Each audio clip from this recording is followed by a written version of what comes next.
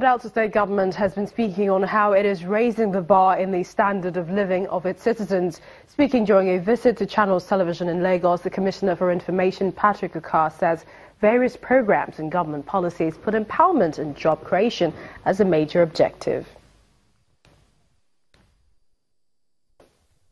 Then talking about infrastructures, in the first 1 year, 47 contracts were road construction contracts were awarded.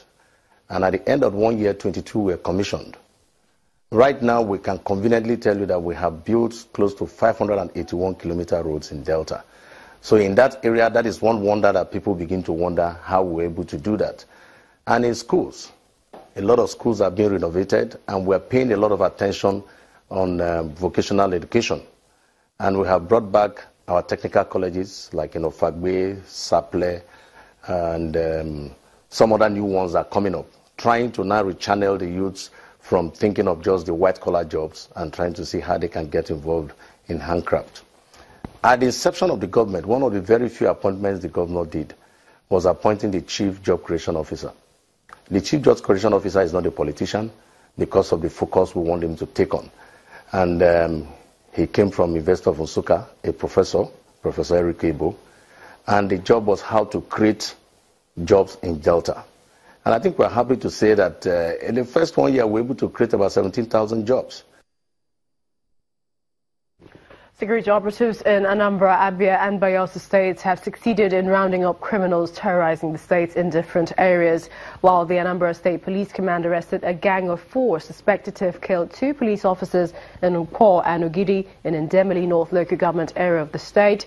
32 suspects arrested for various crimes in Bayelsa State have been paraded by the police.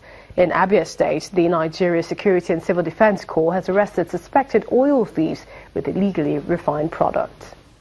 A few weeks ago, these suspected gang members were alleged to have killed 2 officers from the Anambra State Police Command in Ogidi. Today, they are in police custody, but the gang leader is not so lucky. He fell during the gun battle with the police. The Commissioner of Police of the state lists a number of crimes they have been wanted for. It is important to know that these are the gangs that have been responsible for all the robberies in Ukbo, Ogidi, and that Aziz. The lady there specializes in stealing children and selling to motherless homes. She also doubles as a contact person for this deadly armed robbery gang. In South, the Bayelsa State Police Command parades 32 suspects, including a 13-year-old boy, for terrorizing various parts of the state and recruiting young and suspecting residents for cultism and armed robbery. According to the State Commissioner of Police, the teenage cultist is a junior secondary school student. I will use this opportunity to warn all Bayelsans that they should monitor the activities of their children, their relatives, because we will not spare anybody. Because some of this crime is associated with them. There is no room for cultism. We have equally directed the Public Relations Department to go out and sensitize people in the higher institutions, in the secondary schools, and even in the primary schools, so that they can desist from such activity.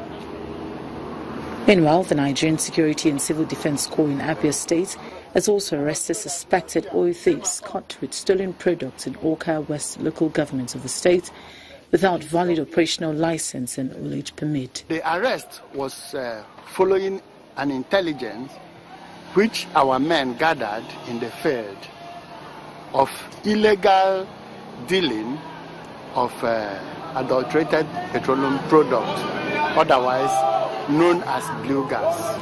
My charge to Abians is that they should try as much as possible to make useful information to the officers and men of Nigerian Security and Civil Defense Corps so as to give us proactive performance.